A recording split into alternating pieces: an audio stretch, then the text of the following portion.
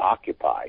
We're going to excite the electrons inside the atoms that comprise that atmosphere, that air. Right. And those electrons will jump into their higher orbit, and so the first manifestation we would see is an electromagnetic field. And this is exactly what paranormal investigators detect.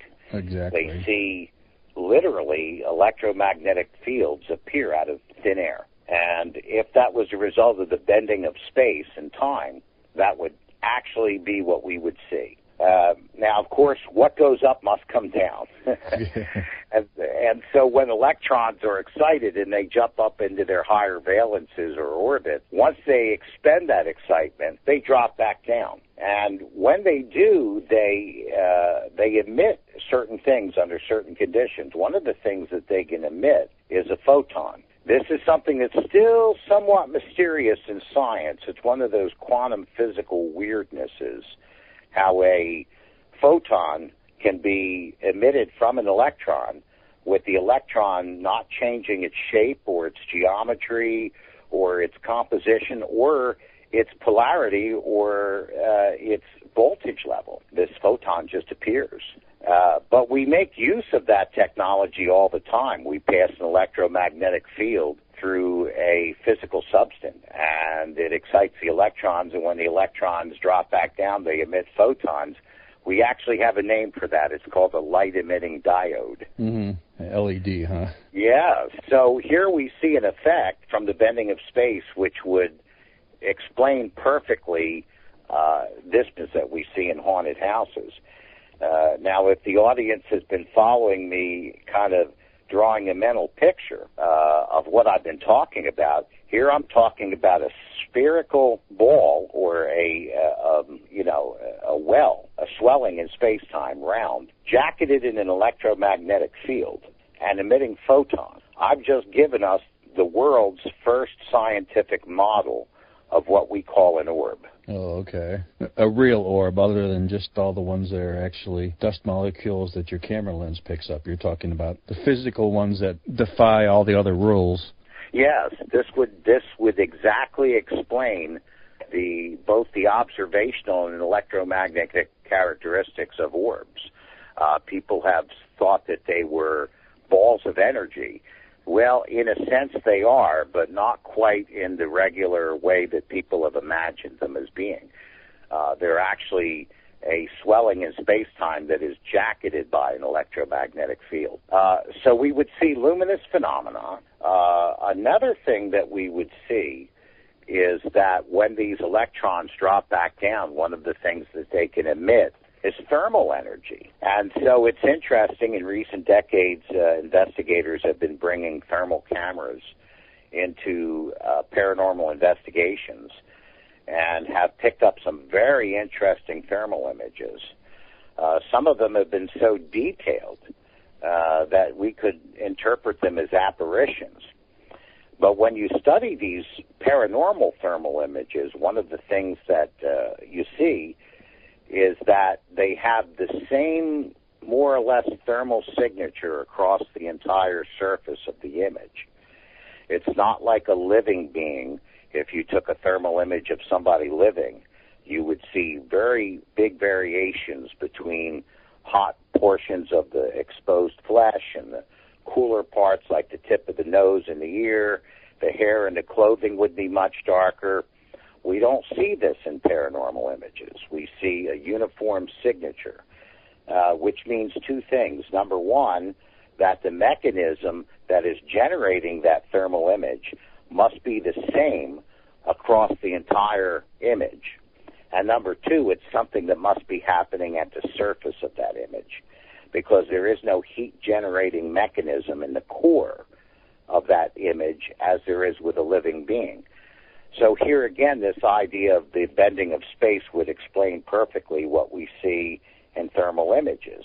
That's interesting. So do you still believe it's actually like a spirit or something like that, or do you have another scientific explanation for what these are? Well, who might be initiating these things, who or what? What I've done is kind of set them aside, that consideration aside for a moment, and I kind of call that not forensics, but criminology. Mm-hmm. I kind of break it up like a police investigation and say there's a criminology team. It's their job to figure out who done it. Right. And who's responsible, who the perpetrator is, what their motivations might have been. But the forensics team is responsible for finding out the actual physics of the crime scene, so to speak. Oh, okay. In other words, how the crime was committed.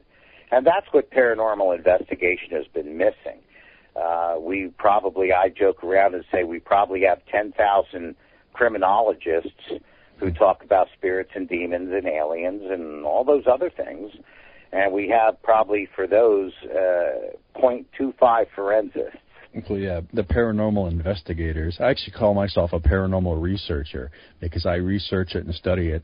Paranormal investigators is anybody that watches one of the ghost TV shows and buys themselves a K2 meter, and voila, they're an investigator. Well, there you go. But, in spite of their best efforts, and I do have a lot of respect for the people that go out in the field and do the footwork, which I myself do not. What their challenge has been is that with all these different kinds of manifestations in a haunted house, the only connecting idea, the only connective tissue that we've had is the ghost or the spirit. And so we would say, well, we see that the spirit's done this, and we see that the spirit is doing that. And that's fine, but we don't have a scientific model that tells us, well, how did the spirit do that, and how did the spirit do this?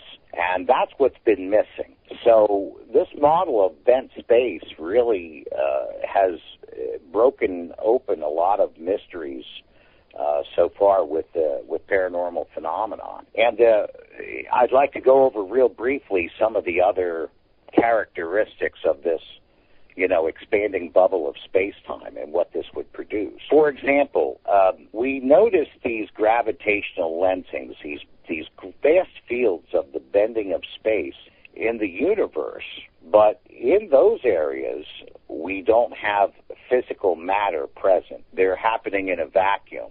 So it's not normal for us to think about what this same mechanism would produce if it happened in the presence of material substances like air, like the atmospheric molecules. So, for example, if we had one of these bubbles of space-time open up, and it opened up very, very slowly, there would be a vacuum inside of it, but it would open up slowly enough so that the laws of equilibrium would allow the surrounding thermal energy that was contained in the air molecules to drift into it very gracefully, like water seeking its own level. Right. But if that bubble opened up very quickly, it would be very much like walking in your house up to your front door on a cold winter's day and opening the door quickly. You would have a vacuum. You would have a differentiation between pressure outside and inside. You would have an inrushing. And so what would happen then if one of these bubbles opened up very quickly, we would see two things. First, we would see a cold spot. And so here again, in this mechanism, it's explaining another event that we see. We would get a cold spot temporarily, mm-hmm. and under certain conditions, we would also feel a slight rushing of air. Yeah, I felt both of them. We actually discussed that last time you were on the show. I've actually experienced some pretty extreme cold spots, too. Yes. And so here's a model that would explain to us how this could take place. Works that it would help us explain is the malfunctioning of electrical equipment, where, again, in the paranormal field, in haunted houses, since everybody's thinking about the spirit, they think about spirits drawing energy to create the cold spots, to create the malfunctioning of electrical equipment in order to physically manifest. And, of course, you know from your research, we see the exact same phenomena occur in the presence of UFOs, in the vicinity of a close encounter, so to speak. Right. Suddenly, electrical equipment malfunctions, batteries appear dead, so-and-so. But in the UFO phenomenon, no one ever thinks that the flying saucers draining your Everetties from your flashlight in order to physically manifest. Right. So, but when we compare the two and we step back and put the criminology aside, so to speak, we can see that the phenomena is virtually identical. So what we've done in the past in haunted investigations was to bring in meters to measure the amount, the quantity of electromagnetic frequency. But one of the predictions made by my model is that if we were to measure the quality, the frequency and amplitude of those electromagnetic frequencies, we would see at certain known frequencies and amplitudes that would be the moment when the surrounding electrical equipment would malfunction. And so that's one of the predictions made by my model. We have yet to actually conduct an experiment that would demonstrate that particular frequency and amplitude that would take place. But we already know from established physics that this occurs. The government has even built weapons based on that. You know, if they projected it at an automobile or something, the automobile would stop running it if they were chasing a crook or something. Yeah, I've heard of that before, too. Does your theory cover, like, how about EVPs? How does that fit into there? You know, does that go along with what you say, or is that something different? Well, this is where it gets wonderfully crazy. Okay. You know, delightfully and delectably crazy. When we start talking about EVPs. Many of the people in paranormal investigations and in the research community are familiar with a man named David Roundtree. You're right. And he has done some very, very unusual experiments in the paranormal. And a number of these experiments have actually confirmed the predictions made by my scientific model of what I call paranormal mechanics. And he's worked extensively with EVPs, and this is what my model would say, would predict, that a voice, for example, let's bring the perpetrator back in for a minute, Chump, the spirit. Okay. And bring the spirit into the scene and try to understand the spirit as a coherent, intelligent, and living collection of information. Very much like the collective, coherent, living information that comprises our own intelligences, but something that was disembodied. That type of a matrix or order or entity, if you would, can exist separate from and independently from an independent body. Or a physical body. And let's say that intelligence tried to speak something. Well, what my model shows is that when that information enters into our space-time, essentially what it does is it drops down below the speed of light and flows into these bubbles of space-time, which are subliminal. They exist below the speed of light. That the natural way that the universe is put together causes this information to begin to materialize into physical reality. And so if we could imagine a spirit trying to speak, and there was a mechanism by which a bubble of space-time would open up, then the materialized information of that voice would begin to vibrate the walls of that space-time bubble according to the frequency and the amplitude of a materialized vocalization. And to translate that from Greek into English, in normal speech, our vocal cords are the local physical cause that is agitating the air molecules at a frequency and amplitude so that we get an audible voice that we can hear intelligently. In my model, what's happening is the actual surface of space is acting like the paper of a speaker. And it's space itself, it's the fabric of space that is vibrating with this materialized information. And it's the surface of space then acting like a speaker that vibrates the air molecules at the correct frequency and amplitude to create a normal sound that carries to our ears that we hear as a voice. And that's how we get disembodied voices, where they literally come out of thin air. This model shows that, in fact, they do literally come out of thin air. But the other thing that we get, if you recall what I was talking about this expanding, this swelling of space, produces around itself an electromagnetic field, that if we were to vibrate that surface of space, it would also give us a frequency and an amplitude oscillation of an electromagnetic field. This is where it gets really cool. So we would actually have an effect very much like a standard record player, a modern record player that's playing a vinyl record. If you can imagine the grooves in the record being the vibrating surface of space, and the needle picking up those vibrations, and in the needle's cartridge converting it to an electromagnetic signal of a certain frequency and an amplitude. And then that signal goes into the electronics of the record player, and it's transformed into an audible voice.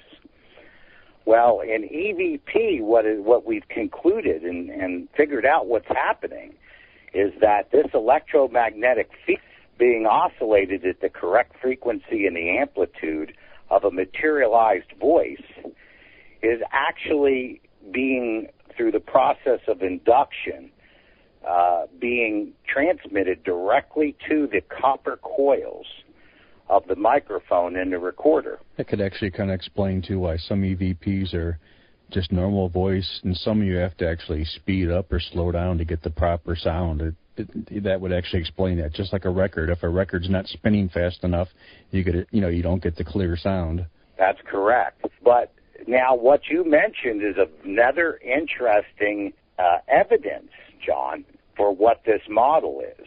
Because when we were talking a little while ago, I had mentioned something about space-time. And then I started talking about the bending of space as a simplified way of speaking of it. But when you bend space, you bend time. So the other thing that we would be able to predict that would be associated with this effect would be a distortion of space or a distortion of time. We would actually have a time dilation and compression, depending on what part of this expanding ring or parabola of space that we're measuring at. We would get a time dilation or a time compression. So it wouldn't surprise me if a voice would be recorded that seemed faster and would have to be slowed down to a normal time frame in order to hear it intelligibly. Because that's always been interesting to me, that sometimes you get an EVP and they're way too fast or way too slow. That's always been a bit intriguing on why a voice would be talking too fast or too slow. Well, according to this model, time is bent as well. And it can be compressed or dilated depending on what portion or what segment of the expanding bubble is measured. So one of the predictions that this model would give is that we should be able to take a recorder, and you may want to try this on an investigation, to take a recorder and put it inside of a vacuum to where no air molecules vibrating air molecules can reach the microphone. No acoustical qualities or properties whatsoever. And we should be able to pick up EVPs because the electromagnetic oscillation of that voice is inducing itself directly on the coils of the microphone itself, not on the diaphragm. The other thing that we should be able to do is to actually remove the diaphragm from the microphone of the recorder, and we will still be able to pick up EVPs with it. Well, that'd be interesting. Well, here's part of the great news. The gentleman I mentioned earlier, David Roundtree, an electrical engineer, he's got a master's in it. He's working on finishing up his doctorate in physics, has already conducted these experiments, and he has verified that indeed you can pick up EVPs in a vacuum and EVPs with a recorder whose microphone diaphragm has been removed, and all that's left is the magnetic copper coils. And this is independent of what you came up with, right? You said he actually had done the same type of research? We did not discover each other until about 6 weeks ago. Oh, okay. And when we compared notes, we were very, very back because he had been doing independent experiments, just trying different things, type of trial and error, completely independent of me. He and I knew nothing of each other. And I had come up with a model, a theoretical model, that would predict the results that he's been getting in these experiments. So this is really, really exciting. Yeah, definitely. You don't normally get validation in this type of thing. Absolutely. Not only to have a scientific model that's testable, that makes predictions that you can test, but actually have experiments that have been run that come up with those predicted conclusions.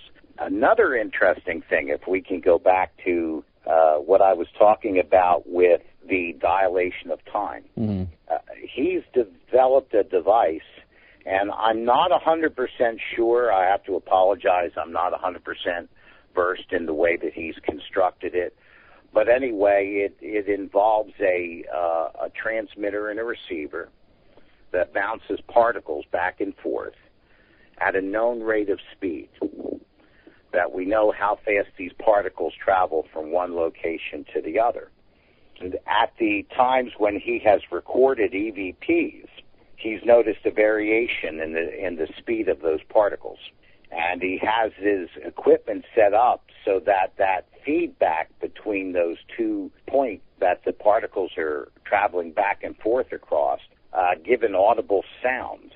So as soon as the time dilates or compresses, the pitch of the sound of the instrumentation goes up or down. And he's been able to demonstrate that time is distorted in the presence of paranormal events. And this is exactly what my model would predict, that when you bend space, you bend time also. And so, for example, if you could imagine a straight line between point A and B, and then suddenly you were going to bend the space between A and B. So instead of having a straight line, you now have a curve. And if you could imagine the difference in timing between what a particle would travel back and forth across the straight line and how much longer it would take traveling across the bend, the parabola that's being created, you would see a proportional dilation in time. And again, this is something that he's already experimentally verified. And I have heard stories, too, paranormal encounters where time seems to have been manipulated one way or another, too. That I've heard that a couple times. Yes. This is very, very exciting because in the past, up until this moment in history, none of these different kinds of events that we saw in haunted houses had any kind of a model in which we could connect them all together and say, here's one model, here's one set of mechanics that explains every single phenomena that we're looking at. This is just, it's hard to imagine what the consequences of this work are ultimately going to be. It's interesting. I mean, a lot of that actually applies to things I've known in the field, too. So it's kind of, generally there's no scientific facts to any of this stuff. It's kind of guessing and hearsay.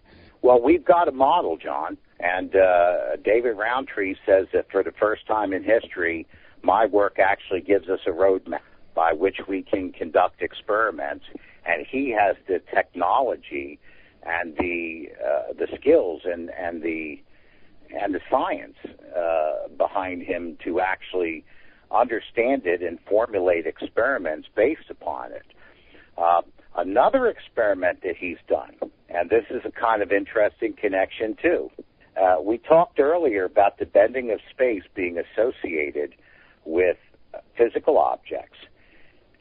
But we also have another association with the bending of space, and that's gravity. And so when we see space bending, we should also see the creation of a gravitational field. And sure enough, David has conducted experiments that have demonstrated, that have proved that in the presence of paranormal events, that a gravitational field is formed, and follow what I'm going to say, on 3 axes. Mm-hmm. In other words, to the layman, what that means is that the gravitational field of the Earth all points down to the core, to the center of the Earth.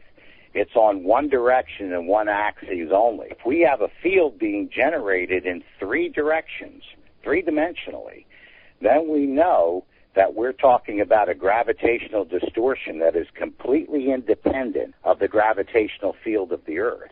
Could that explain things moving in some paranormal cases, where like a candlestick will fly across the room or books fly off a shelf? Would that explain that? Yeah. Yes, it would, John. And it would explain why we can't find a graviton also. And it would explain why we can't find something called dark matter. And it would explain the problems that they're having with the Higgs boson. This is what's crazy about this model. For example, and let's talk about gravitational effect in a haunted house a little bit. I have heard reports of many witnesses who have told me that on the onset of a paranormal event, a room gets a feeling of heaviness. Right. And it's not subjective. It's not like 10 different people giving you 6 different verbal descriptions of what they're feeling. It's like 999 out of 1,000 use the exact same word, heavy. Exactly.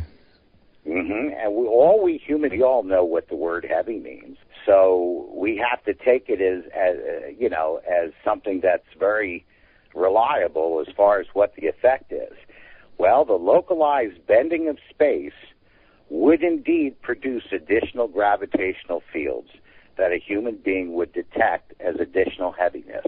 It's interesting. I've actually been in places you walk in, you no sooner go in, and there's a difference, and no ifs, ands, or buts. You can't explain it, but there's a totally different feeling from inside the place to where you just came from the outside. Yes, and we really don't know yet exactly what the effect that the artificial bending of space would have on the human nervous system. But I would suspect that we would find the kind of reactions that people get in their feelings when encountering these distortions in space.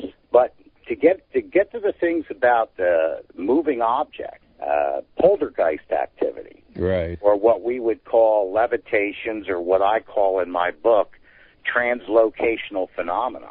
Of course, we know that objects can be picked up and moved by the hand or by a device. Those types of things, that would be normal movement, normal motion, and we would see the physical manifestation of the energy, let's say in our arm, in our hand, and in our muscles, and the physical structure that contains that energy and also directs it at the object to move it. What makes the movement of an object paranormal is that there is no local matter, energy, structure directing force at the object locally to make it move. It just moves all by itself. Right.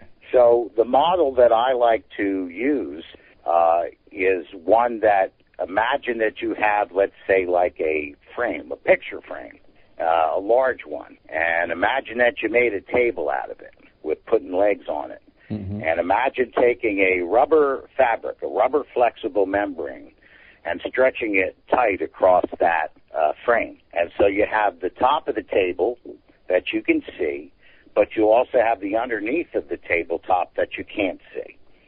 And now let's further suppose that rubber fabric is the fabric, the surface of space-time. Now a baseball or a softball, something substantial, round because it's easier for us to understand with a spherical object, and place it on the rubber tabletop. Well, it sinks in. It creates a depression, a bubble around it, if you will. This is how Einstein said matter and space relate with one another. Everywhere where there is the presence of matter, there is a bending of space surrounding it. Now, if we took our hand, like what we were talking about earlier, and pushed the ball across the surface, we would actually see the bend of space travel with the ball. As the ball travels along the surface, the bending of space surrounding it would move with the ball. This is how space is put together.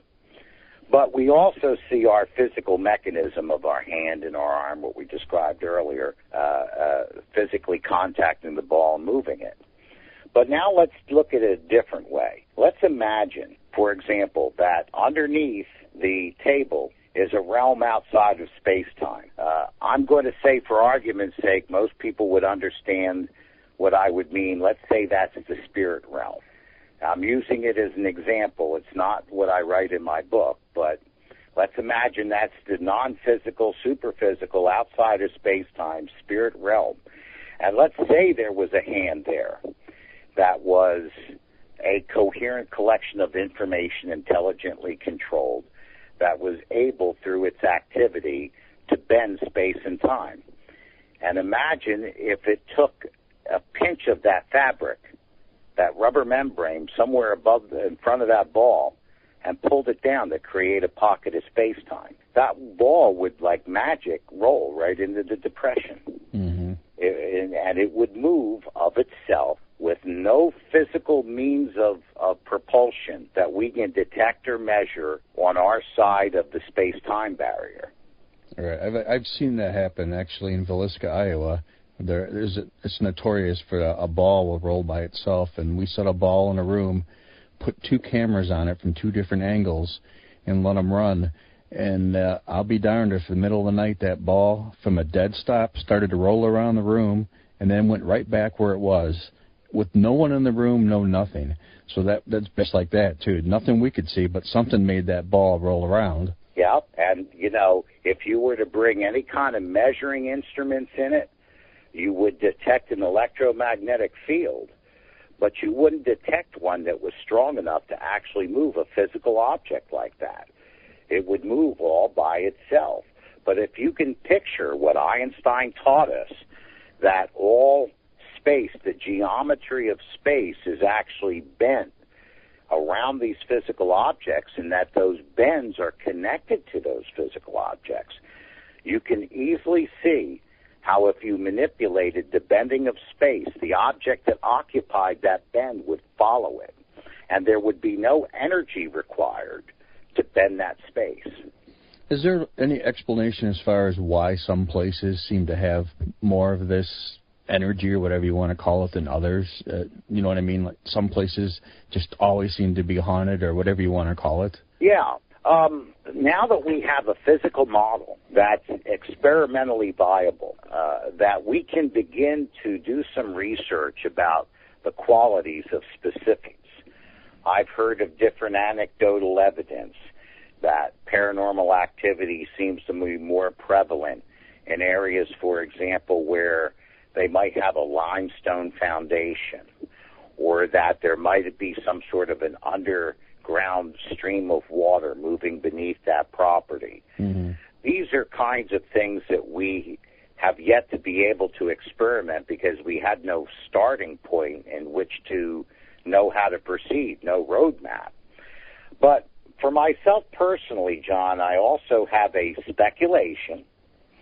I'll say that right up front. It's a speculation, but it's based on all the anecdotal evidence that I know of and comparing that to my model. What I believe is this. I believe that the human consciousness, the human mind, has the ability to directly affect physical reality. I believe that there are such things as telekinesis, mind over matter. Exactly. That was actually going to be one of my questions, too. Just go ahead and finish, and I'll bring it back up, but that was one of my questions. There was a very significant experiment some years ago in ASP where a gentleman, a physicist, built a box that had a ring of lights, and he had a computer program in it that would randomly change the direction of the lights. Each one would light in sequence, and it would make it look like it was either going clockwise or counterclockwise. And he got statistically significant results from students trying to make, with their minds, the light travel in a given direction, either clockwise or counterclockwise. There's also been experiments done where the presence of people have actually affected cellular division and cellular growth. Mm-hmm. There's also reports that out in China, certain factories where They will not let menstruating women touch certain electrical devices because they actually affect their manufacture. There's numerous stories, I'm sure you've heard them too, where people can affect street lights. Well, they'll walk down the street and lights will go out as they go through. There's been quite a few stories of things like that too. Yes, and what I do is say, okay, other than a few actual scientific experiments, the majority of it is anecdotal evidence, but I consider the weight of that anecdotal evidence to be significant in and of itself. When you have 1,000 different people telling you they see rocks fall out of the sky, you admit that something like a meteorite must exist, even though there doesn't look like there are any rocks in the sky. Right. But the point I'm trying to make is that I believe that strong traumatic emotion, has the effect that it damages the localized fabric of space-time. And according to Einstein's unified field model, from which some of his ideas in special and general relativity were devised, a lot of people don't know that, he considered matter a compressed and concentrated extension of the geometry of space, which means that the space inside of a house, for example, is the exact same space that was there when the house was constructed. It's the exact same localized spatial geometry that's always been in that house. So what happens, I believe, these dramatic and traumatic emotional events inside these houses actually damages the fabric of space-time, and it acts like a sort of a fatiguing effect, where when you bend metal back and forth, you'll fatigue it and then you'll weaken it. And so it's much more susceptible to being bent like a fabric of rubber. It's weaker. And then when you have these coherent collections of intelligent information connected to that same geometry, that local geometric space, the combinations of those two things produce what we call a haunted site. Could that be like the replay of time, too? I mean, like battlefields, people will get pictures of, Union soldiers or Confederate soldiers walking in the field. You think that's a replay of time, or, how's that fit into your theory, something like that? In a sense. People have talked about these being residual hauntings and that these events are somehow recorded on spacing. My model is a little bit different. What I say is this, that there is no structure or mechanism within physical space-time itself that can record these kinds of events, all the data and information that would comprise the replay of these events. There's no physical structure present locally that can store it, but the information is stored outside of space-time, superluminally, above the speed of light. Now, we know, John, that if we accelerate an object like a spaceship up toward the speed of light, as we travel closer and closer to light, we find that the dimensions of space and time begin to collapse in on themselves.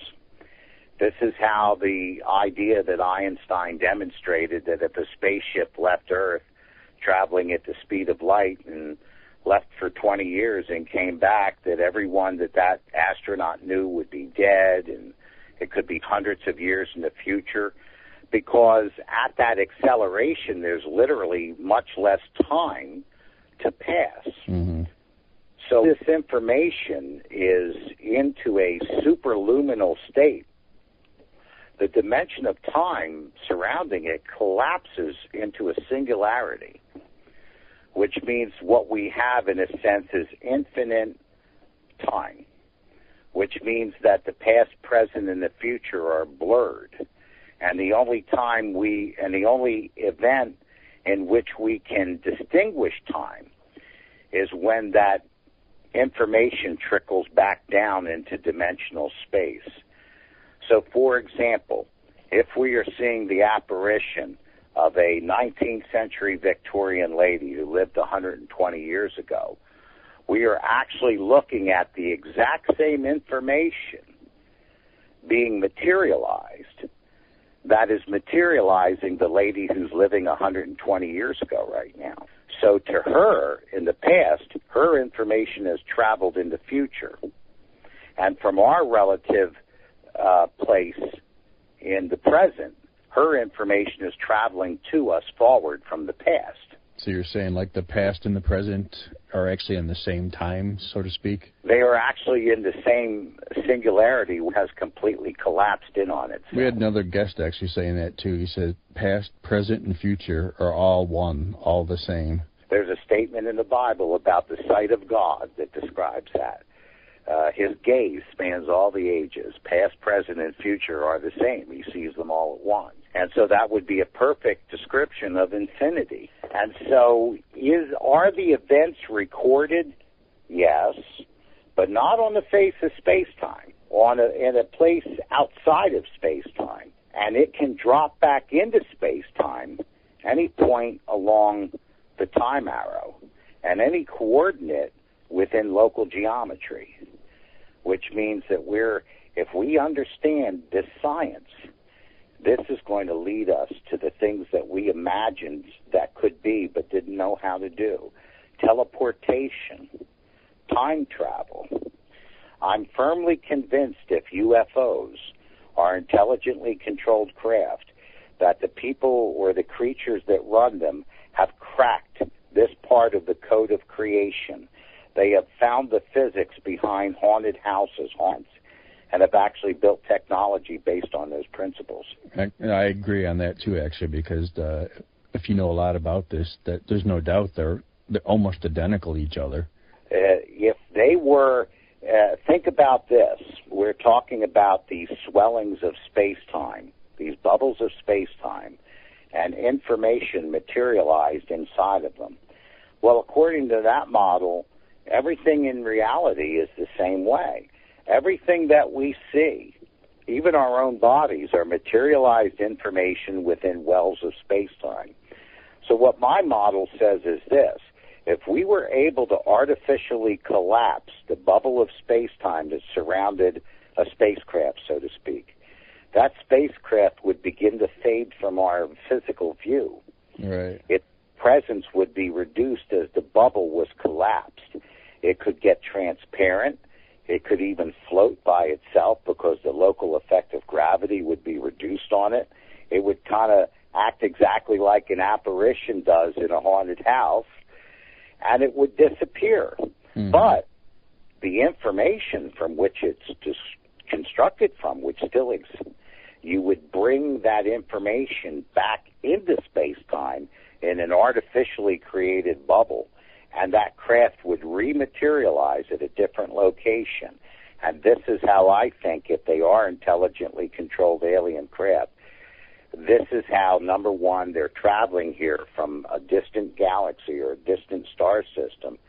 And number two, this is where people get the idea of interdimensional beings, because their coherent, intelligent pattern would be able to exist separate from its physical counterpart in this realm that people are calling interdimensional. That's interesting. Another theory, how people, it's quite common to hear people talk about they see a person dressed in 1890s clothing and things like that.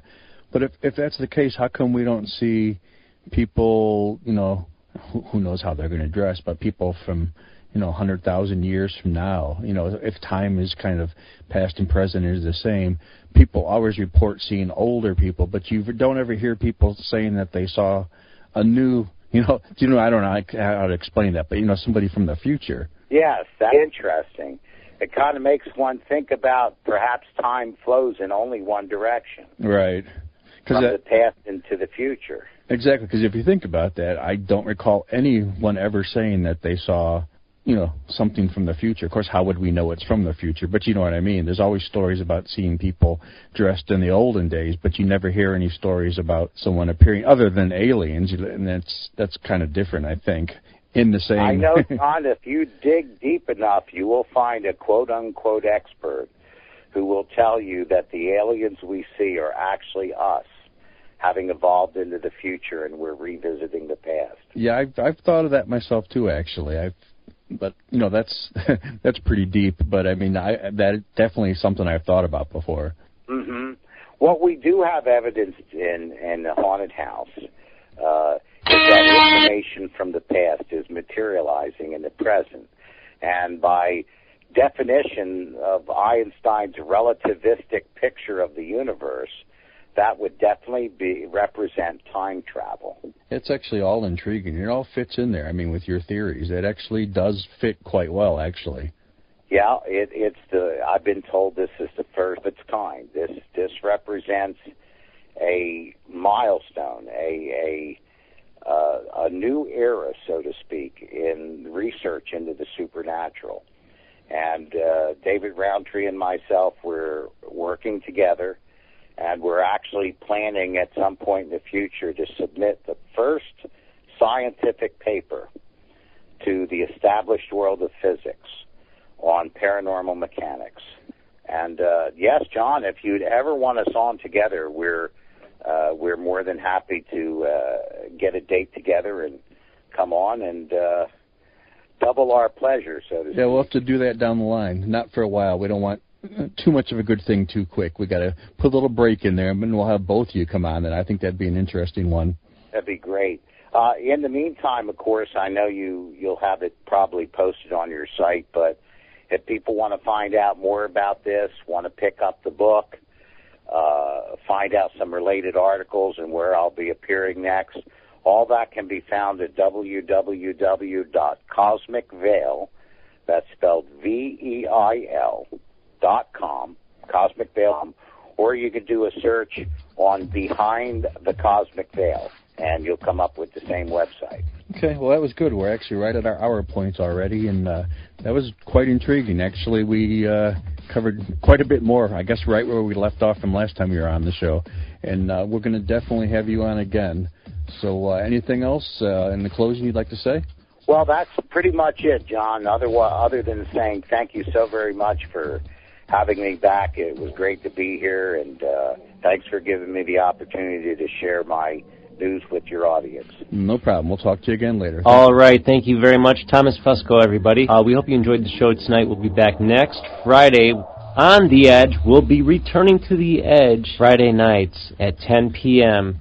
You're not going to want to miss our brand new, revised Edge show starting this Friday at 10 p.m. on theedgeonair.com. Also, we have UFO-info.com every Sunday nights at 7:30. Our brand new show will start as well next week. We hope you enjoyed the show tonight. We'll see you then.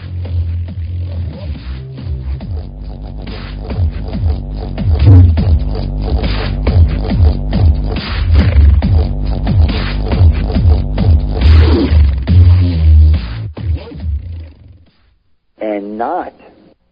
Now it's...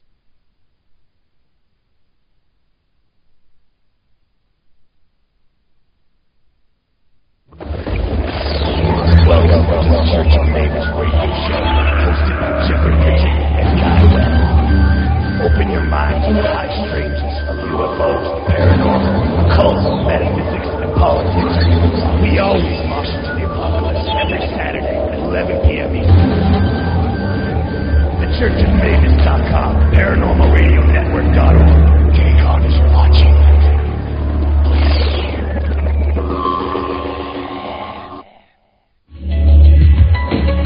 Hi, this is Rob Simone, and I want to tell you about my brand new show here on the Paranormal Radio Network. Each week, I bring you the most interesting people on the planet, the most in-depth discussions, and the most controversial issues. We go where no talk show dares to go. Join me every week for the Rob Simone Talk Show here on the UFO Paranormal Network.